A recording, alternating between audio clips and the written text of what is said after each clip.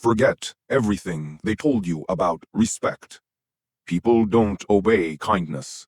They tolerate it until it becomes weakness. Obedience doesn't come from love. It comes from fear. Machiavelli warned us. Power without fear is a kingdom waiting to burn. If you want control, don't inspire them. Haunt them. Forget what they told you. Forget the books, the leadership seminars, the soft-eyed lies about inspiring people. Love is fragile. It's built on conditions, and conditions shift. Love demands effort. Fear demands presence. Love invites them in. Fear keeps them in line. Machiavelli never said love was useless. He said it was unsafe. Because love gives others permission to test you, to expect mercy, to forget their place. But fear leaves no doubt. Fear is the silent contract that says, challenge me and you'll regret it. You don't have to shout. You don't have to threaten. You only need to exist in a way that makes people hesitate. That's control, not brute force, but psychological weight. Fear makes people think before they speak, pause before they act, flinch before they lie. Because fear remembers. Love may forgive, but fear never forgets. And when the moment of pressure comes, they won't run to the one they admire. They'll follow the one they're too afraid to betray. Forget everything you've heard about fairness, because power doesn't care what's fair. And those who seek justice, they usually end up begging for it from those who never intended to give it. Let me say this plainly. The world doesn't run on morality. It runs on leverage. You don't control people by appealing to their hearts. You control them by owning the space inside their heads. Fear is the architecture of control. Not chaos, not brutality, but psychological precision. You walk into a room and they go silent, not because you're loved, but because they don't know what you're thinking. That mystery, that's your grip. Fear doesn't always scream. Sometimes it whispers. It's the way you look without blinking. It's the way you stay calm while others collapse. It's the way you never need to raise your voice because your presence is already louder than words. When people fear you, they measure themselves. They second-guess their disrespect. They rehearse every sentence before speaking to you. Now that's power. You don't need to dominate with volume. You dominate by existing as a question they don't know how to answer.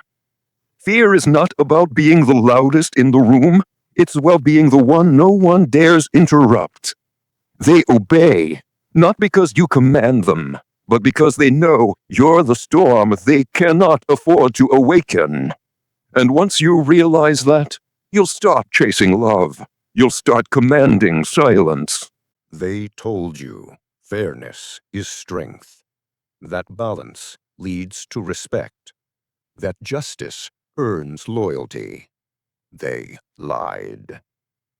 Fairness is a mask, a fragile performance you put on so others don't feel threatened. But in the game of power, the one who insists on fairness is always the first to bleed. Because people don't care if you're fair. They care if you're useful or dangerous. You think giving equal time, equal praise, equal consequence earns you admiration? No, it earns you predictability, and predictable men are powerless men. True control is asymmetrical.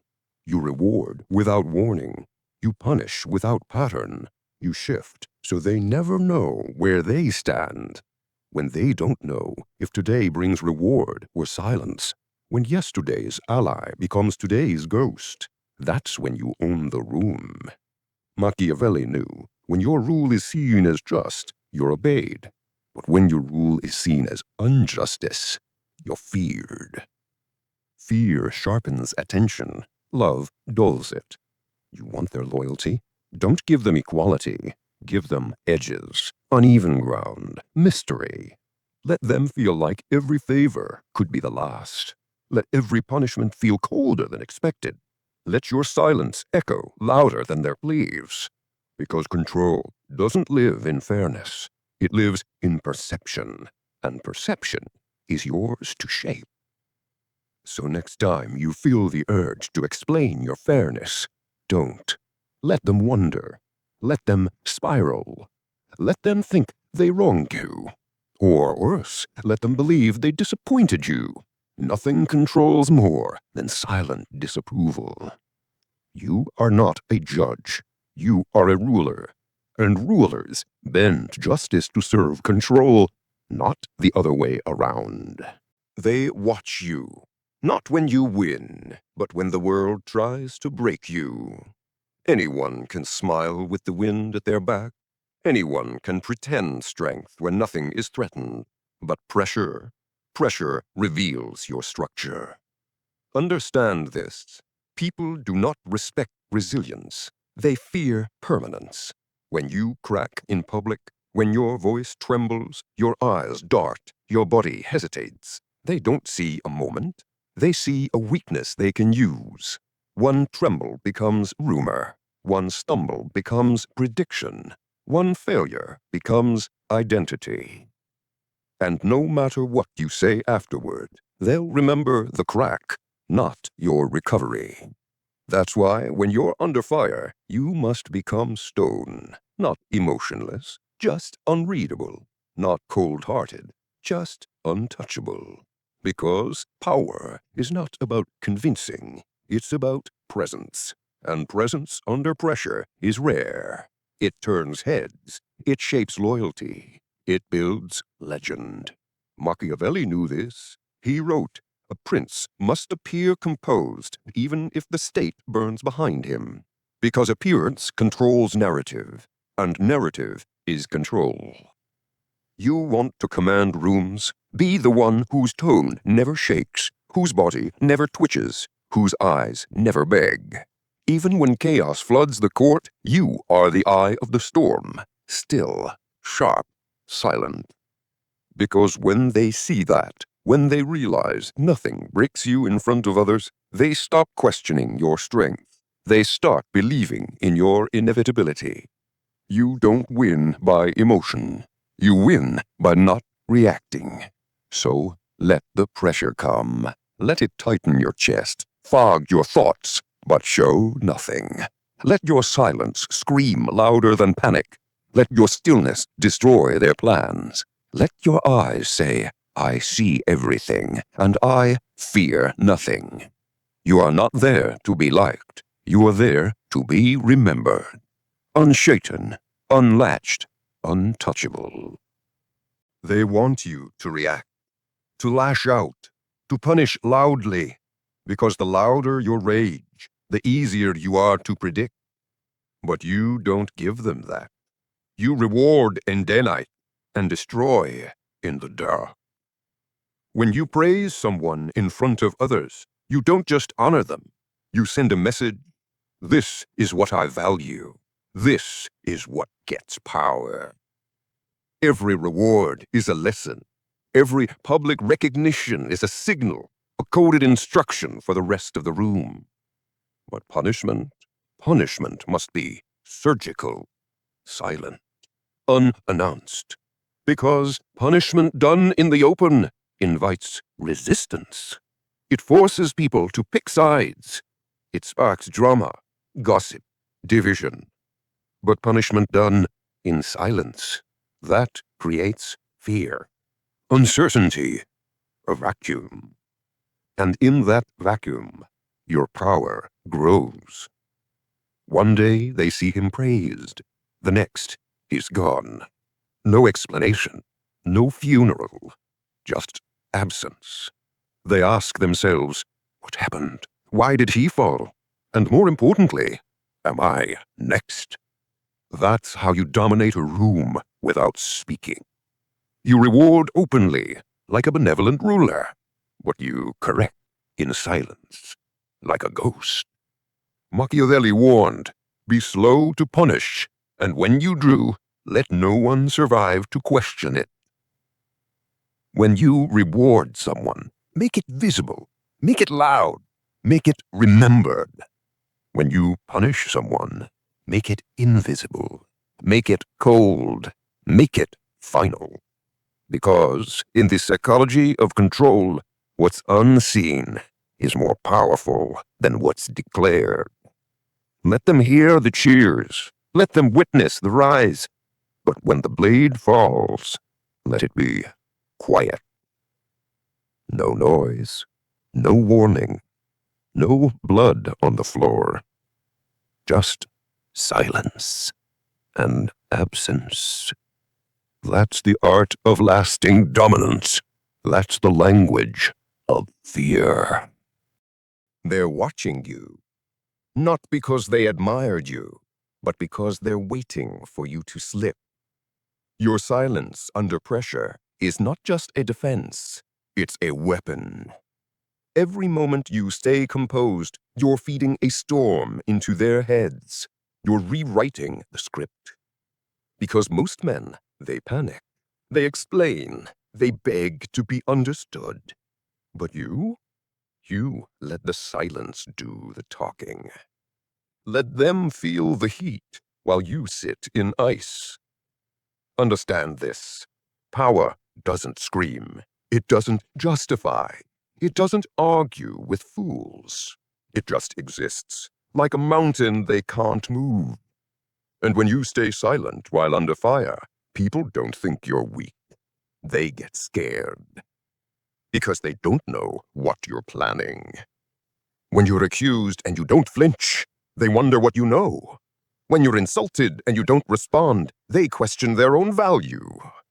Machiavelli would say, control perception, and you control outcomes. Lose your composure, and the game's over before it begins. People trust calm, but they obey fear. And nothing breeds fear like a man who doesn't need to react. So the next time you're challenged in public, don't fight back. Smile. Stay still. Let your enemies hear their own echo until it breaks them. Because pressure doesn't break men. It reveals who was pretending to be one. Perception is the battlefield. Control it, and you win wars without lifting a sword. Lose it, and you bleed, even when you're untouched. You see, people don't react to who you are. They react to what they believe you are. And beliefs can be manufactured. Machiavelli understood this better than anyone. Men judge more by the eye than by the hand. In other words, truth doesn't matter. What matters is what they think is true. So if they see you as powerful, you are. If they see you as weak, you become prey. This is why the first move in any power game is not action, it's illusion. Dress like you command the room. Speak like you're withholding secrets. Walk like silence follows your shadow. Because people fill in blanks, and if you don't define yourself, they will, and they'll always define you smaller than you really are. Project control even when chaos roars inside. Because once your image fractures, the hyenas move in. Never forget, lions don't explain. They don't justify. They don't beg. They look like they've already won, and that's enough. So the next time you step into a room, don't just walk in. Arrive. Let your presence precede you. Let your silence disturb them. Let their imagination do your dirty work. You don't need to speak to be feared. You just need to control what they see. Most people fear silence. It makes them uncomfortable, naked, exposed. So they fill it with noise, explanations, excuses, weak laughter. But here's the truth. The man who controls silence controls the room. Because silence is not the absence of power, it's the evidence of it. When you don't speak, they project, they guess, They unravel themselves while you stay intact. This is why the most dangerous men aren't the loudest. They're the ones who say nothing and still make the room tremble. Machiavelli knew this. The wise man does at once what the fool does finally. The fool explains. The fool reacts. The fool tries to make peace with chaos. But the wise, he lets others burn themselves out. He watches, he listens, and then he strikes once, not loud, but lethal. In a world addicted to reaction, restraint becomes rare, and what is rare is feared. So the next time someone attacks you with words, don't clap back. Don't try to win. Just stare. Let silence bleed through the moment. Let them question their own significance. Because silence is not weakness. It's the final word that doesn't need to be spoken. Control isn't about being feared once. It's about being unreadable forever. Because the moment they understand you, they begin to plan around you. They calculate your limits. They exploit your patterns. They turn your strength into predictability. And nothing kills power faster than being expected. Machiavelli warned, everyone sees what you appear to be. Few experience what you really are. So you give them appearance, not truth. Signals, not substance. You let them think they know you, while you study how they move when they feel safe. Because when you are unreadable, you become untouchable. Never reveal your full logic. Never act out of emotion. And never explain your decisions. Let mystery hang in the air like smoke before a fire. Because while they try to guess your next move, you've already taken the position they never imagined. Unpredictability isn't chaos, it's strategy. Calculated confusion, planned silence, expected hesitation, followed by unexpected impact. The most powerful people in history weren't always the strongest. They were the hardest to predict. So disappear when they expect noise. Strike when they expect silence. Smile when they think you'll break. Say nothing when they demand explanation. Because control is never maintained by force. It's maintained by confusion. Be the variable they can't prepare for. The fog they can't see through. The danger that whispers, I'm not what you think I am.